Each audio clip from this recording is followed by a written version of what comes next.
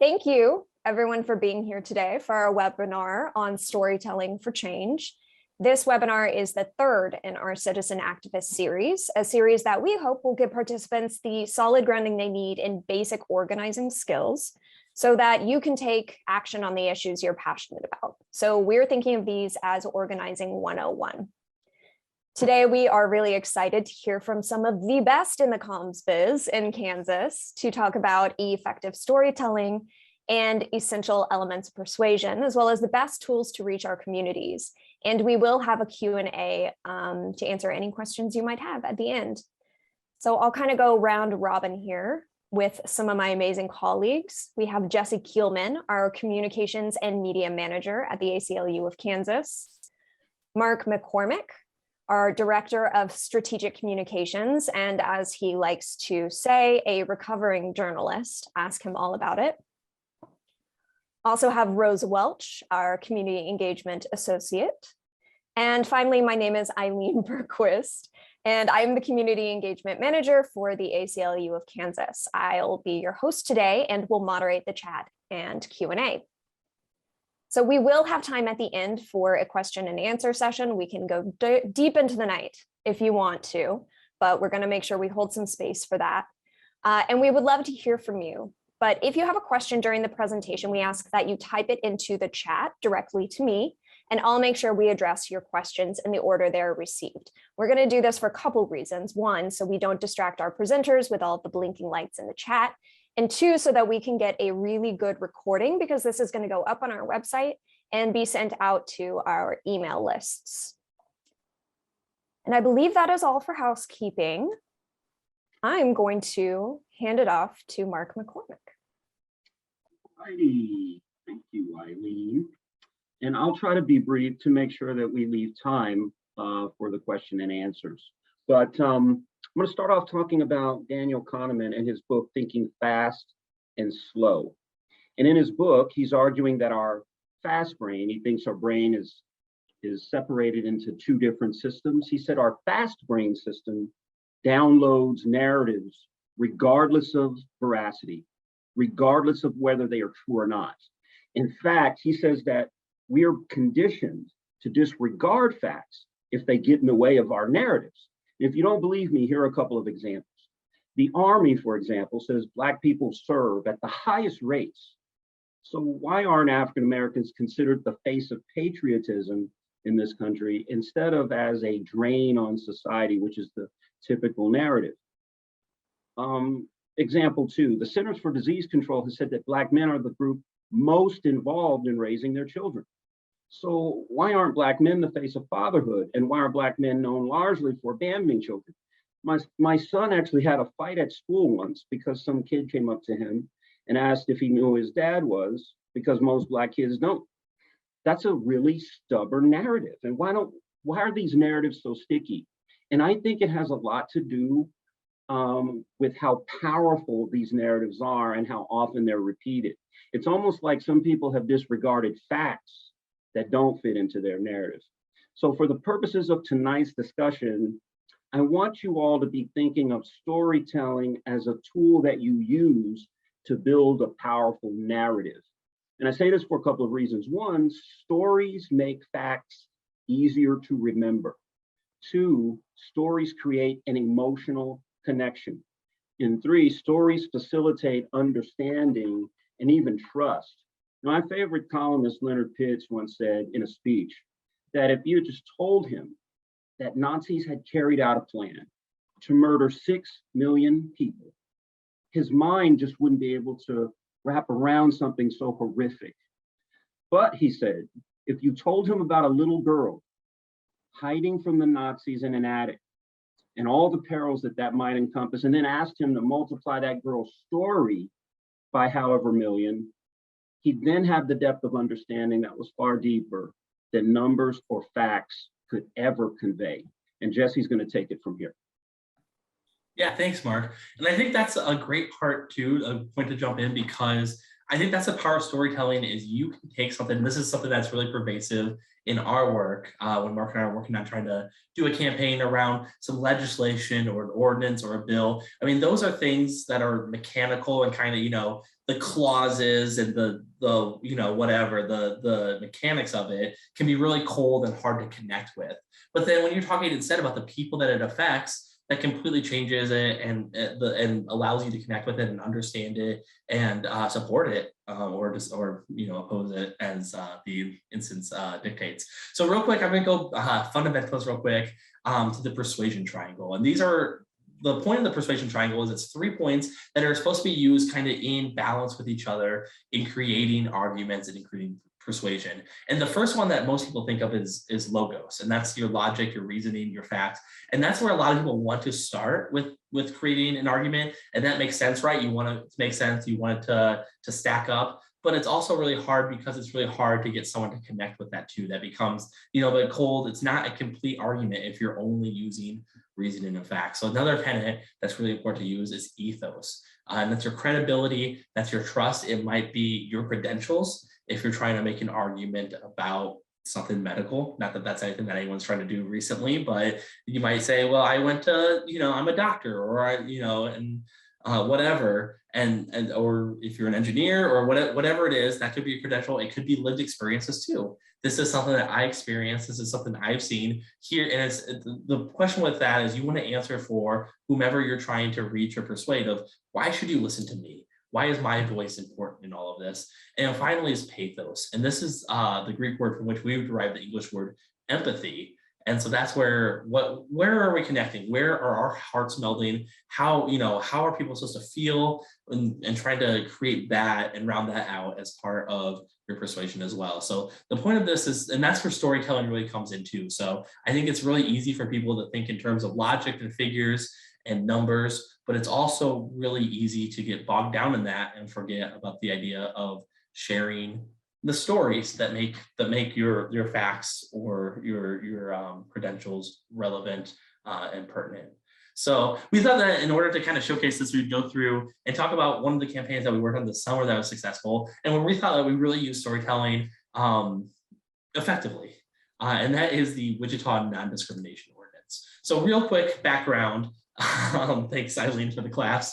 The NDO, which stands for Non-Discrimination Ordinance, was a piece of legislation passed at the city level, and the logos of it is it accomplished two main things. One was it mirrored the protections at the state and federal level for protected classes, made sure that those protections were in place. And the reasoning behind that was with the idea that we know if a new administration comes in, some of this was based on an administration interpretation, a new governor or a new secretary of state or whatever could change interpretations, change priorities, and get rid of these protections effectively. And so we went to Wichita, they said, no matter what happens at that level, we want to make sure that people are protected here.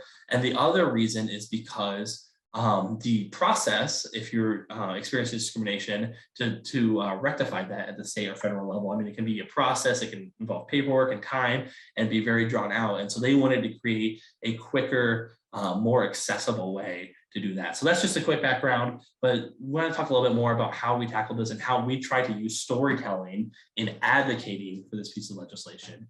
And so one of the things that I think all my coworkers at the ACLU of Kansas know about me is that I'm a big movie person, to the point of notoriety in some instances. I minored in college, whatever. So it's kind of fun if you're thinking about storytelling, trying to think about how you can represent your work or what you're advocating for or your cause in terms of a story. It's a good idea to start in terms of thinking of it almost as a movie, because that can be a compelling way to do that. So first off is the setting and thinking about like what the status quo is. And I put it in the slide, what do people see, what do people not see? And so with the NDO, a lot of this took place in public comments at city council meetings, and people did a really good job. Those that were advocating for a non-discrimination ordinance, a lot of them said, hey, we live in Wichita, we love Wichita, it's a great city, everyone thinks of it as a very inclusive, warm place to live, and that's true, but people don't see the discrimination that does take place. It's a little bit like Mark and I, when we were preparing for this, it's almost like the movie trailers, right? Like in a world where everything seems great, people don't realize, and in this case, that discrimination is going on. So that's a great way to kind of set the status quo, set the table, make sure that people all know what's going on. The next thing to think about too is your characters. And this is a lot about, I mean, it's a little bit reductive, but again, in the story of a movie, who are the heroes, who are the villains, and how do you make your heroes relatable? You know, you want to think about how people will connect with your heroes. And there's a couple points on this too. One is you want to make sure that you're centering the people that are at the center of this the cause that you're taking on. That's really important to make sure that you're accentuating their voices. And a lot of times, like, and thinking about how you can propel them, support them, because again, in the context of a story, they're your hero. So you want to make sure that you're centering the people that deserve the attention and be part of it. But the other thing too is a lot of this, and we're going to talk about this a little bit later, if you're the one trying to share a story, you're using yourself as a vehicle for some of this. Think of it in a third person world too. You might be a character. How do you describe yourself? How do you make yourself someone that your audience will connect to? Can I jump in real quick? Please do, Mark. What Jesse was spelling out there was really, really important. Sometimes what's really important as well is also finding out where's the big story and where's the emotion. I was being challenged at one point as a columnist to write about these public and private partnerships that people have, that cities get into. And the bus service that carried kids to school was one of those public-private partnerships. Well, I got wind of a story that an aide on one of the school buses, they had a driver, then an aide to help watch the kids. Well, an aide on the bus urinated in a bottle in front of an 8-year-old girl, threw it out of the window, and then asked her not to say anything about it. And then when the mother wanted to know who the bus driver was, the bus company said, we're a private company, and even though we're doing public work, you don't get to know. And I said, we'll find out. But that was the story. When I told the story about what that little girl went through, the fact that when she got to school, almost no one believed her. That's where all the energy in the story began, and it carried that story on. So to Jesse's point, there are some real basic things you have to do first, and you also have to find out exactly where the drama is, where the energy is. And if you were telling your best friend this story, how would you tell it? Thanks. Yeah, that's great. Yeah, Mark. Yeah, thank you so much. That's a great point. And that's that's a great part of storytelling too. And so thinking again about the movie narrative is thinking about the conflict in terms of I think of an action movie where it's like the hero has to do X to save the world, or if X doesn't happen, things are going to be really bad or whatever. So that's a great way too, as you tell your story, make sure that you're connecting the dots for people, that it's a cause and effect relationship, because that is a part of every great story. And the stories that don't have that, I'm not going to name names, but the Star Wars prequels aren't really great movies by and large. And so that helps a lot to do that. And the other part with that too is outlining the journey and the steps. So going back to like the non-discrimination ordinance, part of that was there were discussions about, and again, this is where it gets kind of ticky-tack and sometimes less interesting, is language of the ordinance, or do we want to replace this part with that part, or take this part out? And so outlining why, no, you can't do that because this is about protections for everybody, or those types of centering the stories of, if you do that, then these people are still going to experience discrimination, and that's against the spirit of what we all believe in, which is equality and protections for everybody. So that's part of it too. Sometimes is outlining the journey and showing those parts. And finally, especially in the part where you're in the middle of the story, paint the end. What's a happy ending look like? What resolution are you looking for? And try to guide people towards that. If I get, whatever, past this, then people are going to have additional protections in the instance of the NDO. But just in general, make sure that you have the end in mind and where you're steering people towards, because that will be a compelling part of your story too, is the resolution at the end. So now that we've kind of thought in the abstract about storytelling and the parts that you want to include, we're going to look a little bit at ways that you can tell your story and what mechanical avenues you can take. So I'm going to pass it over to Mark. All right, thanks, Jesse. And as I said, feel free to jump in here if you have something to add to, Jess. But I want to talk about op-eds. I want to talk about letters to the editor. And then I wanted to talk about enterprise/earned media. A lot of the work that I've done here has been on the end of writing opinion pieces. And they can be very effective because you get this platform on a heavily read page on a news site or in a newspaper. And the fact that the editor, the opinion editor, is going to run that piece is really important. It means that your piece has some cachet, it has some interest, and it has some legitimacy. The same is true with a letter to the editor, but just on a smaller scale. The op-ed is going to run about 500 to 600 words. A letter to the editor is going to run 200 to 300 words. Where I like to hang my hat here has to do with enterprise/earned media. Earned media, it means that instead of paying for advertising, you're getting a news organization to come out and write a story about your issue. That means you're going to get some really good coverage generally. It's also, as I said, about the opinion piece, it's a tacit endorsement from the news organization that this is a legitimate issue. They may not agree, they may not throw in with you, but they are acknowledging that this is an important issue. Jess? Yeah, well, I was just marveling too of Mark is our king of earned media, and he seems to have all the connections, and so I just I mean he's helped me write op-eds. He's placed a ton for us, so that's really become something I learned about in this job is the ways that can be such a powerful outreach method. So I hope that people, those of you hanging out with us tonight, can use that as a great method to get your voice out there as well. So one of the pieces that we want to talk about, and this is something I work with more on a day-to-day basis, is social media. And I've helped people kind of get started on these. With causes or community events or whatever. So I do have a couple of pieces of advice. I'm going to assume that you guys all have kind of a grip on what social media is and how to use it. And I especially am going to say that because my first point, and this is something I've shared with other people too, is start with the channels that you know. So if you're a big Facebook user and you're trying to tell your story and you're trying to create momentum and get buy-in for your cause, don't feel like you have to jump into Instagram or TikTok or Reddit or even Twitter. Start with what you know and what you're comfortable with, because that's going to be part of your voice and that's going to feel authentic to you. And there's just not going to be a learning curve there. That's going to be the best spot that you can get some momentum. And then if you start to get some momentum, then you can kind of do some research and look at ways to bring other channels into that.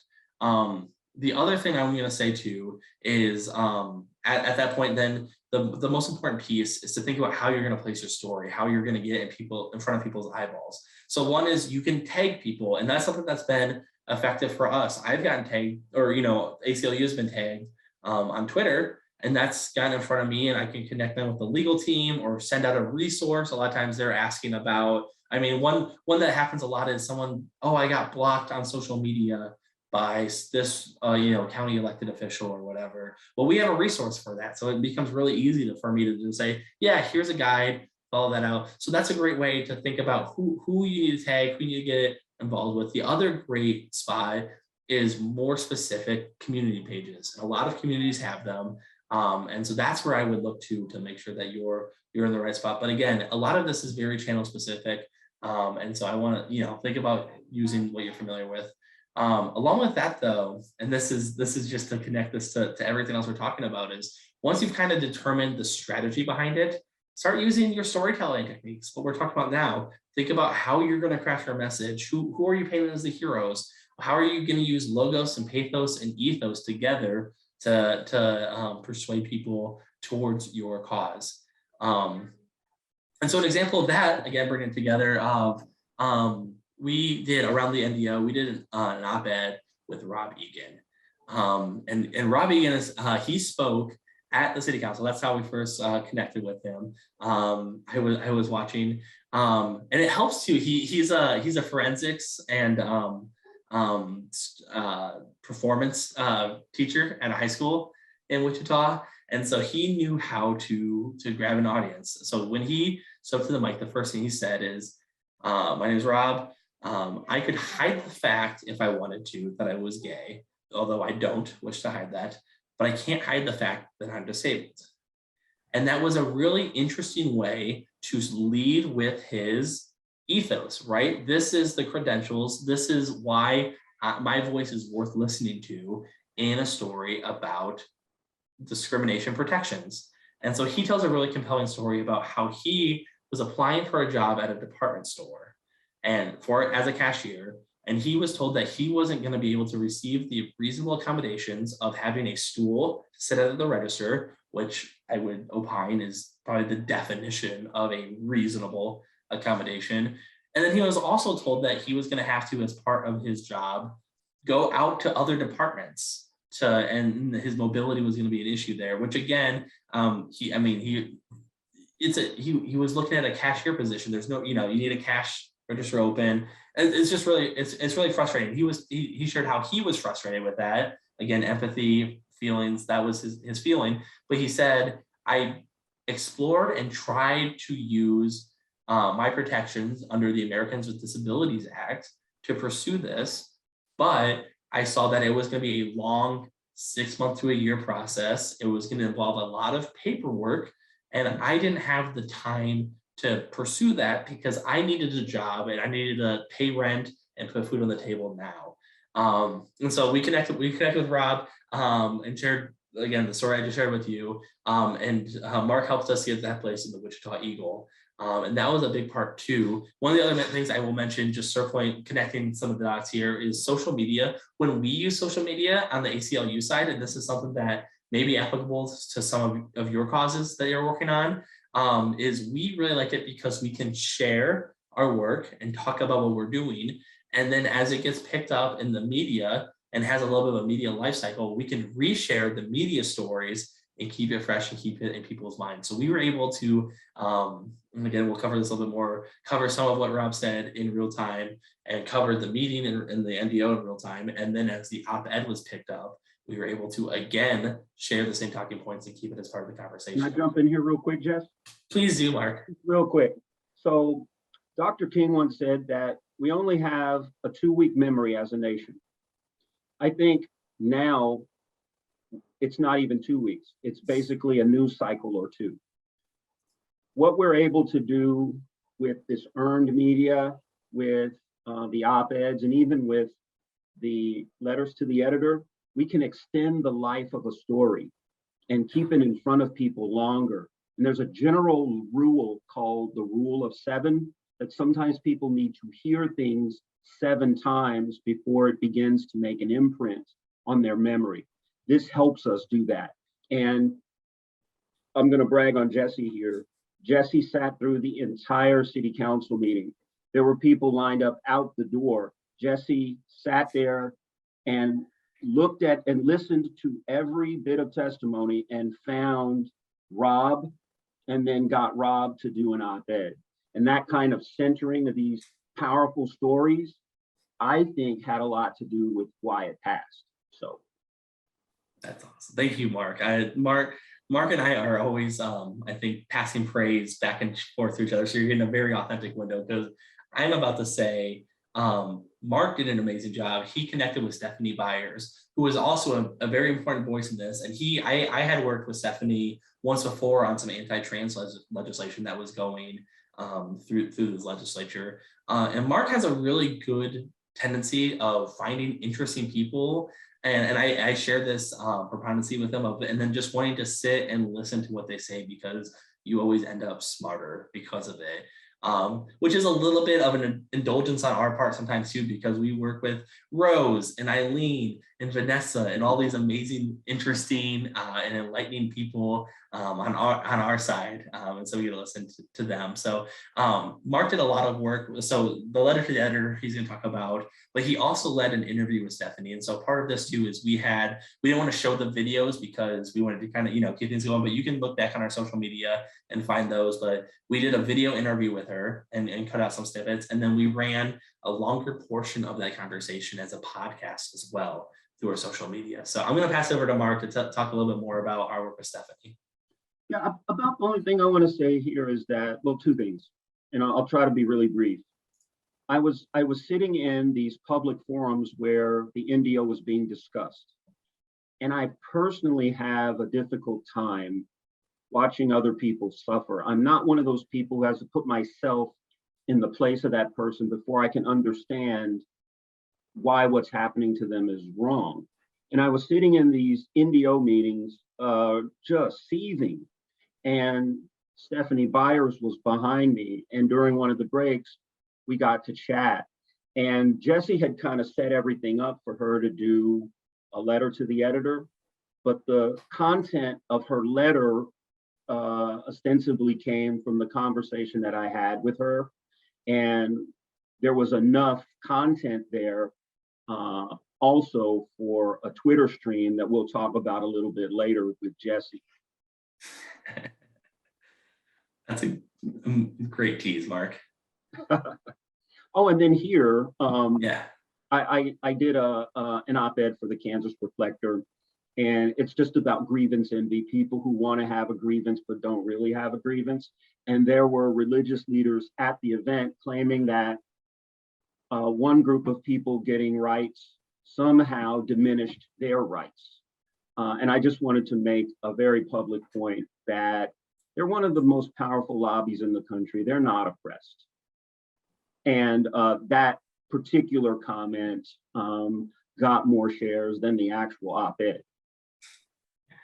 Well, I think too, I mean, again, centering this and bringing it back to the triangle of persuasion, right? I mean, that was a great argument on the way of ethos, of talking about the legitimacy and the voices that we should be listening to. And I think that was a big part, outsized part of this discussion versus other ones, but every discussion is a little different. But I think that was a really great point of, we have people who are sharing their personal and their experiences, they're being vulnerable. And again, as Mark said, he and I both had experiences in this oh boy, this process. Favorite part. Oh boy. Well, that's so Mark was brought in for an in-person workshop as part of this. And that was a frustrating experience for you, Mark. And I know that's where you and Stephanie connected, as you said. And I was watching these 8-hour meetings, these city council meetings. And again, we're hearing voice after voice after voice talking about their personal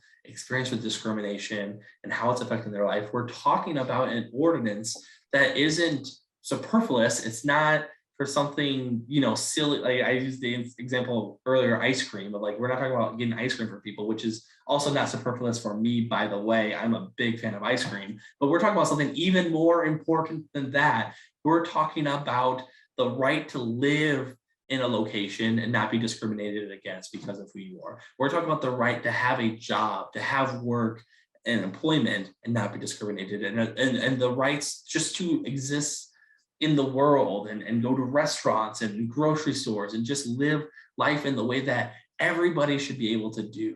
And so that's where I'll even jump ahead. Well, I'll jump ahead a little bit of, I mean, we got really frustrated with this. And so it came through ultimately in what's now the notorious snarky thread on Twitter. So actually, I'll take a quick time out and I'll just say one part of this, just in terms of, I want to make sure that I'm equipping you all with the tools you need. So live tweeting the meetings was a really effective part of telling the story for us. I feel like Tarantino, I think I teased something, I just brought it all back. So live tweeting was really important for us. And it wasn't just in the academic exercise of, hey, if you're not able to watch this meeting or you're not following along, here's what's happening. But more than that, you get to sculpt the story. And so I'm going to give all of you a communications degree right now. This is like the number one thing that I learned in my major, and that is the persuasive technique of social proof. And what that means is demonstrating that the thing that you're advocating for has a mass of people who also support it. And you can build that based on ethos or just numbers, but the idea of saying, here are the multitude of voices advocating for this because we're social animals. We want to follow what other people are doing. And so in live tweeting the meeting, it's not just being like a court recorder and, you know, trying to shorthand everything, but it was accentuating and sharing, sometimes often verbatim, the voices of those who were brave enough to speak up and talk about discrimination, or talk about the importance of this ordinance, or talk about just whatever in support of the NDO, and share that these people are out there. This is a commonly held belief. This is something that a lot of people want and need and have a personal tie to. And again, with that, the duality of that, of then live tweeting the meeting as it happens, and then being able to share the social media and the news coverage and the op-eds and the other pieces that come later, that gets you back to your rule 7, like Mark talked about. So now fast forwarding again to the notorious snarky thread of, well, Mark, we were frustrated. We had talked about this, and I think one of the pieces, you're jumping whenever you want, but one of the pieces that I think really frustrated me is it felt like, well, one of my favorite quips was, one of the favorite talking points of those who were opposing the NDO was they would say, oh, this is redundant. These protections are already provided under, you know, state and federal law. And then those proposing it would say, yes, but those protections are tenuous. Those could be taken away. This would cement it. And then someone else would get up there and say, but these are redundant. And someone else would say, these are redundant. And by the 18th time you've heard someone say something is redundant, I wanted to scream at them, it's not redundant, you are. We have heard that point 18 times already. You are not adding anything to this conversation. And so that's where things boiled up. And I think a little bit too, I think part of this discussion, we didn't even necessarily say this, Mark, but part of using Ethos is kind of channeling your own emotions. And I mean, our emotions was frustration and resilience and wanting to proclaim kind of once and for all. This also happened, I don't know if you remember the specifics of this, Mark, this happened during the workshops that were taking place in Wichita. And so this is a perfect for just the slide in terms of tying it together. We live tweeted the first one, and then we talked that next day. We were both frustrated, and I whipped it up. And so the second one, we did not live tweet it, but instead put up this thread in part to say these discussions are invalid because people don't have equal footing here. There are people who are experiencing this discrimination and would benefit and need this ordinance, and then those that just plainly should have no interest in it because it doesn't affect them to the same degree. And so we put out the notorious snarky thread. I can connect with Eileen and Rose to share that maybe, and plus we don't want to like do a live reading of it or anything like that. But part of it was we started with reaffirming our position of this is why this is important, and talk a little bit about the logos of it. That was pretty quick.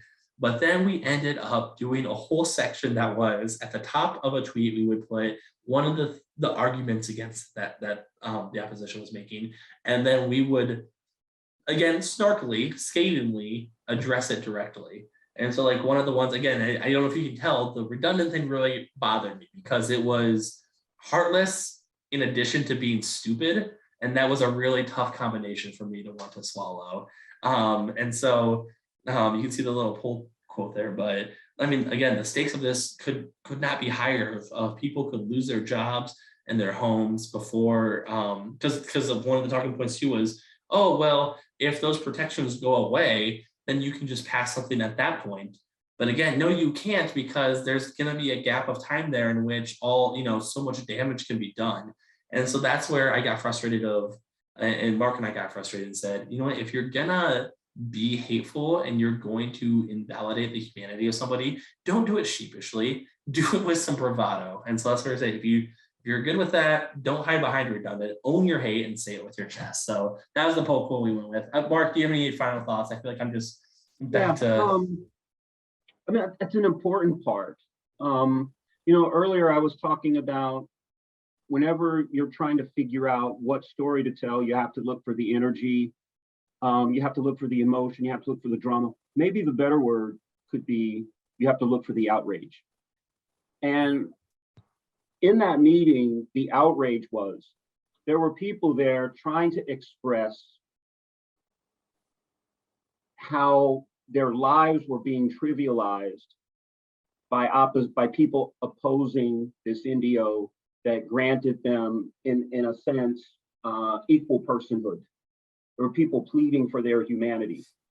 And time and again, they just weren't being heard. So the debate that Jesse and I were having, and it wasn't adversarial, we were just trying to figure out the best way to tell the story, was to what degree we were going to be snarky and to what degree we were going to swear, right, Jesse?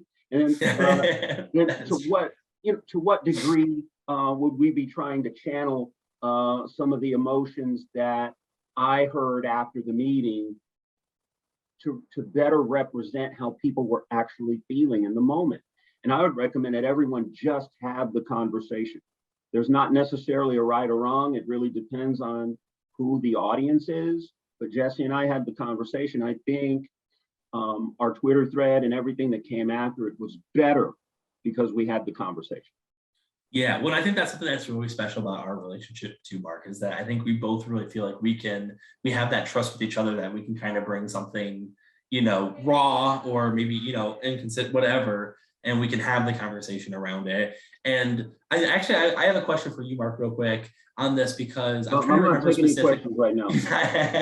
Well, what I was going to say is, you received a couple messages from people who maybe were not the biggest fans of the thread itself, but we also received, and by that I mean you also received, a lot of accolades. I think there were a lot of people who were themselves frustrated through this whole process and were feeling the same way we were. I mean, we received a lot of messages of people that felt heard and who really resonated with this as well, that's right? A good point. That's a good point, Jesse. So the complaint that I got was, and I think it's a legitimate point, but there was a person who was upset at how snarky our Twitter thread was. And he was questioning whether or not we were facilitating constructive discussion. He was making the argument, what if everybody is snarky? How do we ever have a serious conversation? And my response was, if that's all we did was snark, I think that'd be a fair point. We were polite and informative, and I wouldn't say non-confrontational, but we were polite and cordial throughout. It was only at that point where Jesse and I had both had our fill that we felt like snark could be really helpful here, because derision is an important part of the kind of opinion work that we do from time to time. And satire can be very powerful. And we weren't doing satire, but a lot of our social media really had an edge, and it was purposeful, because we didn't feel as though that the point of view of the people who really had standing was coming through in any of the coverage or in any of the discussions. Yeah, I'll opine real quick too. I feel like I'm probably ruining any chance of us getting another platform like this, Mark. But in a lot of our work, sometimes it feels like I feel like we said it nicely once, we said it nicely twice. Like we put our points out there, we accentuated the voice of those speaking, and it felt like it really reached a fever pitch of like, not only is this wrong, it's ridiculous. Like it really kind of reached a point of like, I think we felt like we were matching the moment. And I think there are other moments in that. I mean, I think part of our jobs in general, we have to show restraint on things that I think we do a lot of sharing things kindly and informatively, and we invite people to the table, even as we see things that are frustrating, like the idea of like right now, like banning books is a big thing nationally that people are talking about, or like, it's just like, no, you can't ban books. That's that, like there's all sorts of things that sometimes it's like, okay, so all I'm saying is our work, we do try to persuade and invite and do that, but even that reaches a limit where the conversation is more ridiculous than we have patience for, I guess. So, all right, I think that's our conclusion. So we can toss it back over to Rose and Eileen, and I think we got a little bit of a question and answer portion going on here. And thank you all for listening. Yeah, thank you. All right. Jesse, would you mind turning off your screen share so I can see some folks in the audience? Indubitably. Awesome, thank you. So our first question is from Vanessa, who was kind enough to salt the pot here. And I think it's a really, I think this is a really good conversation starter, and it is for Mark. She's picking on you. For those of you who don't know, Vanessa is our interim executive director, and she is with us in the audience, making sure that we don't drop too many F-bombs or use too much snark. So her question, and I think this is really great, Mark, is how can someone write a letter to the editor that will be likely to be used in the paper? What are some tips and some tricks there? I know we can't do a whole explainer about letters to the editor right now, but I'm sure you've got some really good guidance for people. Yeah, thank you for the question, Vanessa. I would say first, the rules of journalism apply. And it may come as a shock to many of you, but journalism does have some rules. And one of them is about timeliness and proximity. If the subject that you're writing about has some timeliness, some newsworthiness, if it's been in the news recently, then it's probably a good candidate. And if there's a personal tie to it, if it affects you personally or someone that you know, and you can talk about it in a way where you can employ some of the storytelling techniques we were talking about tonight, that's good. A lot of news organizations, that's really their bread and butter. That's how they fill up their opinion sections. I have been distressed that there is a major news organization in the state that only runs letters to the editor a couple of days a week. And I've actually been lobbying other news organizations like radio stations and TV stations and encouraging them to start a letters to the editor page. They're running websites just like newspapers are running websites. I don't know why they should cede all that ground to newspapers when they're essentially doing the same work.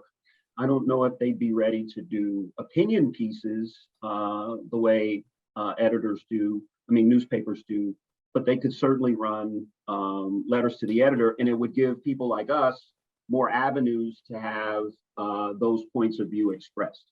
I hope I answered your question. And if not, she'll follow up with us. All right, I have a question from Cortland. Hi, Cortland. He is an activist out of Topeka.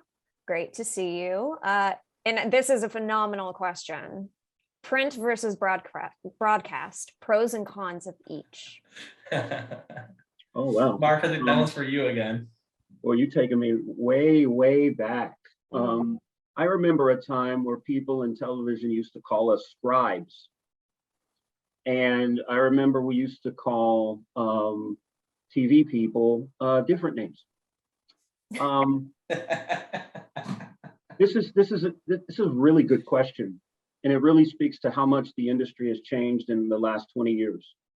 But at the last newspaper that I worked at in 2012, when I was sent out to cover a fire or a shooting, I had to tweet on the newspaper Twitter thread where I was going. When I got there, I had to take pictures and send them back to the newsroom. As I did interviews on a recording, I emailed the recordings back to the desk, back at the newsroom. Someone was busy stringing those together into a story.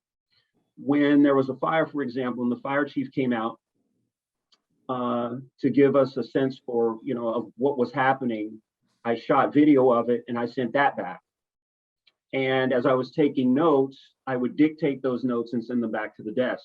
When I got back to the office, I spent the rest of the evening updating the story as I improved the story. That's essentially how television stations did this kind of work for years. Now newspapers are doing it. And newspapers are now driven by this idea that when they put it on their website, they want to see how many clicks they get. So they're essentially the same because they both have websites and they're both very immediate. I tend to favor television for earned media, for stories, because more people watch television than read newspapers. I tend to favor newspaper websites for opinion pieces because people still go there and they have a large audience. So if you're doing an opinion piece, I would send it to a newspaper or a legacy newspaper organization. Pretty soon, the paper product will be gone and we'll just be doing things on the website. If you're looking for a daily story in terms of earned media, I would go with a radio station or a television station. I hope I answered your question. All right. This one comes from Michelle. How do you decide what the first step should be in bringing an issue to the attention of the community? One more time, Eileen. How do you just decide what the first step should be in bringing an issue to the attention of people? You want to take that one, Jess? I don't know. I'm not the director of strategic communication. That seems pretty strategic. Oh, wow. To We're me. going to go And if there. I need to Okay. ask Michelle for a follow-up to kind of narrow this focus, I can take her off mute. But do you want to take a stab I'll at jump it? in after you, Mark, but I'd love you to That's lead. fine. The ACLU writ large is fighting on no fewer than 96 different fronts.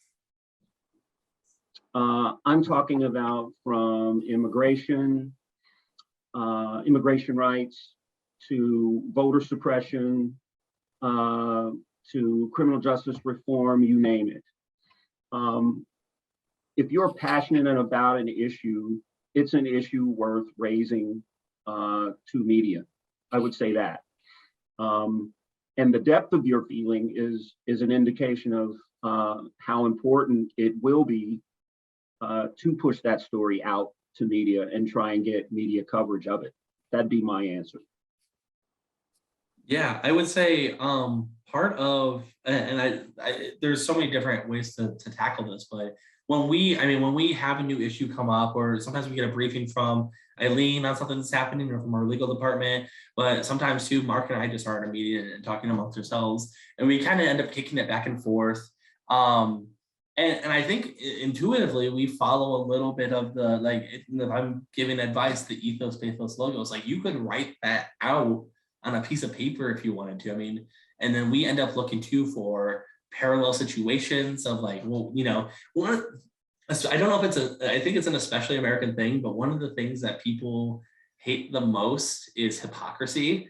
So anytime that you can frame an issue in terms of here's something, or the other thing too is finding common ground, and even on issues that you think that people might oppose you, if you find the foundational issue, for us a lot of times it's, you know, freedom, or, you know, it's equality, it's these things, but we believe this thing, you know, this and this issue fits into that foundation thusly. And so, I mean, we believe in equality. We all believe that, like, I'm just trying to use an example to try to cement this a little bit more, but back to the NDO of everyone thinks that everyone should be treated equally. Like you would think, right? Like this thing of like this very fair thing that we all went through the civil rights process. We've all went through, as a nation, we've decided that we believe in that for everyone. So as you attack an issue, I think try to look for, you put on your wider sunglasses and look for other corollary things, but then also too, like just mapping out and thinking about how to tell a story around it too. And think in terms of that particular issue's power. Does it have power? Does it have energy? Does it have outrage? Those are things that you can wrap your opinion piece around, your letter to the editor, or your pitch to news media for some earned media. It has to have that energy, that power, and that outrage. Yeah, one last tiny asterisk to that too is, I mean, Mark made a great point of the rules of journalism in terms of proximity and timeliness, and obviously those are super important. But I'm even thinking back to our op-ed with Rob Egan, and we were kind of fortunate that discussion was happening around July, which is Disability Pride Month. And so that's where we cemented. So you can look for some of those opportunities if there's an anniversary or a celebration, or some of those might be an additional way that you can persuade a news organization to carry your story. One last point on this, Eileen, I'm sorry, but I have one last point too that I wanted to throw in from the organizing side. So keep at it, keep it rolling. I'll be brief. This is also about truth. Bob Woodward says that our charge as journalists, and I'm saying this as a recovering journalist, that our charge as journalists is to find the best obtainable version of the truth. When Jesse found Rob at the city council meeting, and he was speaking his truth, that was the best way to articulate that story. What that ordinance means in its most basic level. This is also about truth. It's powerful. So going back to what Jesse was saying, from the organizing side, a lot of times if we know we've got a campaign that's going to last a certain number of months, we'll look ahead to specific anniversaries, specific holidays, birthdays of famous people, that sort of thing. And we'll try to fit our issue into that conversation. Because for a lot of our national heroes, there's going to be hashtags on social media. There will be letters to the editor. That's a great opportunity. And then maybe having a letter to the editor or an op-ed prepped for the unfortunate situation where there is breaking news about a civil rights issue that intersects with what you're doing. So some of it is just looking for when the conversation is already happening and then using that as an opportunity to jumpstart. Like, this thing is happening in Pittsburgh. Well, guess what? It's also happening in Lawrence, Kansas. And let me give you the resources to figure out how you can learn more and make a change. That's a really good point. We used to call that localizing. So if the story is happening somewhere else, we'd look for a local example, and news organizations are looking for those examples too. Absolutely. And that goes for that earned media. So if you're reaching out to reporters, you can use that in your pitch and say, hey, this is something that is relevant to our community and that your readers are going to want to know about.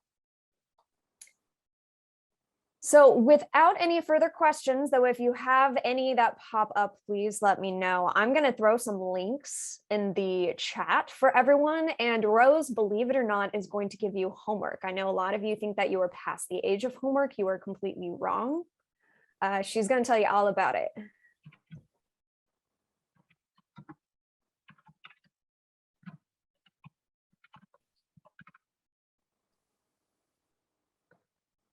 Trying to unmute Rose and it's not working. Oh, we're good. Works. I think we got it. Hey, y'all. As Eileen mentioned before, I'm Rose Welch, and my work is to organize people to create change. This works because, as Mark and Jesse have pointed out for us, like when we stand together and tell our stories, we are so powerful. So as we plan this series, like within an online medium, because it used to be a very in-person training series, the thing I really wanted emphasize was the importance and value of gaining not only useful information, but also a real immediate way for you to use what we learned today.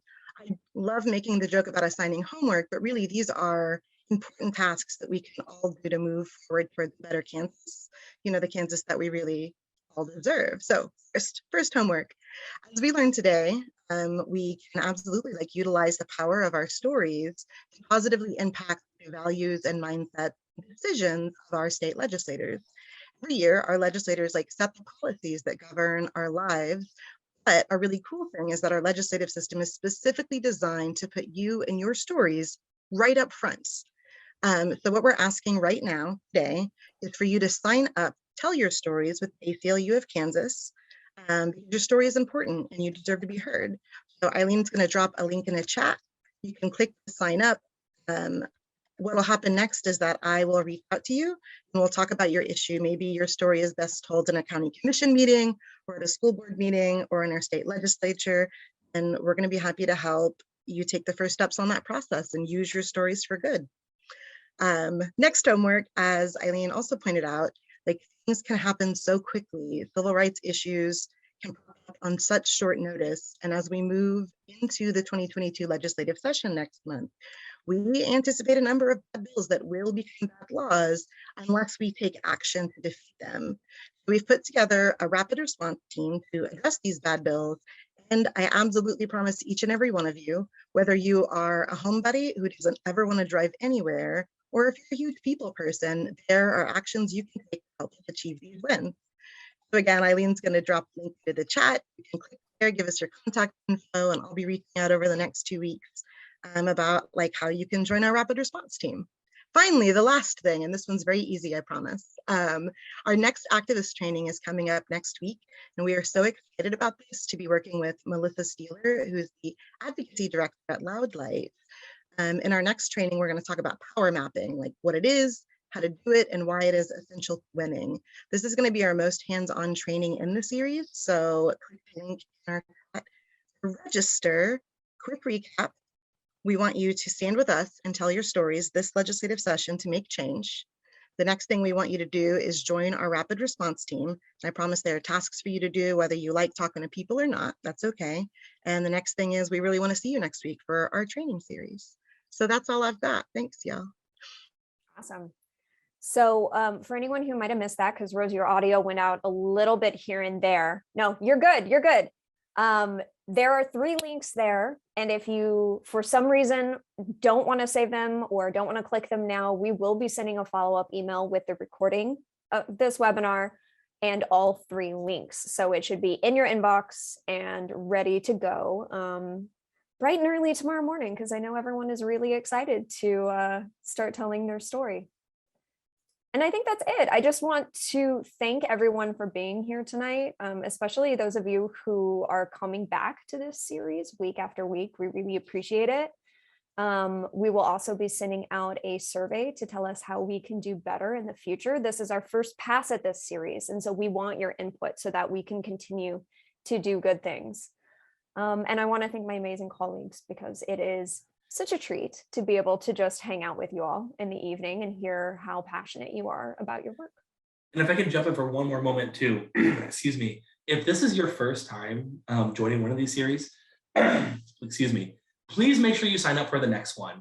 I promise this is the very bottom of the barrel. I mean, Bernie, Mark, Melissa and Davis are awesome. They're super cool. Please make sure you sign up for that event. You're going to love it so, so much. I promise you.